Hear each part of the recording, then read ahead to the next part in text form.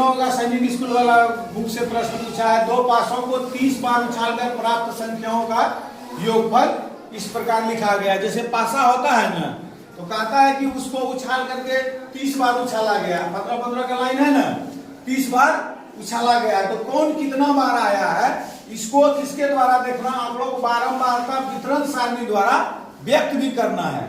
कितना बार न्यूनतम बार आया है वो भी पता करना है।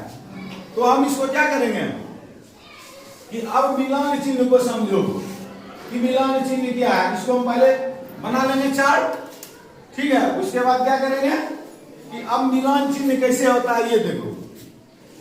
मिलान चिन्ह जो है यहाँ दो कितना बार आया है, एक बार कितना बार आया है, एक का मिलान चिन्ह ये हो गया। 3 कितना बार आया है, 3 बार, 1 2 3। 4 कितना बार आया है, 1 2 3। 5 कितना बार आया है, 2 बार। 6 कितना बार आया है, 3 बार। 7 कितना बार आया है, ऐसे कर देंगे, ठीक है। फिर 8 कितना बार आया है, 5 बार, ऐसे कर देंगे। 10 कितना बार आया है, 3 बार, यही मिलान चिन्ह है। 9 10 कितना बार आया है, 2 बार। 11 कितना बार आया है, 2 बार। 12 कितना बार आया है, 1 बार। अब जैसे मान लो तुम लोग पूछेगा कि 14 कैसे लिखेंगे, 1 2 3 4 5 5 10 4 14 ऐसे लिखेंगे। यानी ये 5 हुआ, 5 ऐसे करके जैसे रोमन में देके बढ़ते हैं ऐसे इसमें बढ़ते हैं। अब कुल जोड़ दो, सबको कितना हुआ, 3 1 4 3 7 2 2 3 12 5 17 5 22 3 25 2 2 4 1 5 30। तो न्यूनतम कितना बार आया है, 30 बार। यही इसका ये भी आंसर हो गया।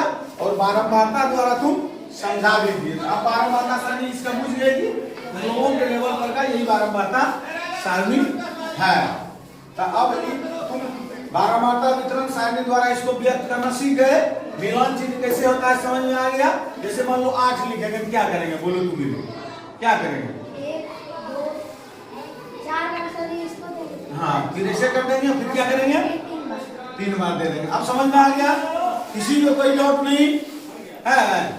नहीं ना, आगे एक बार तुम ही दिखाओ, आगे एक बार पूछते हैं जल्दी साफ लिख के दिखाओ, लिखो जल्दी जी। अब समझ में गया, सब समझ गया कि किसी को दिक्कत नहीं ना।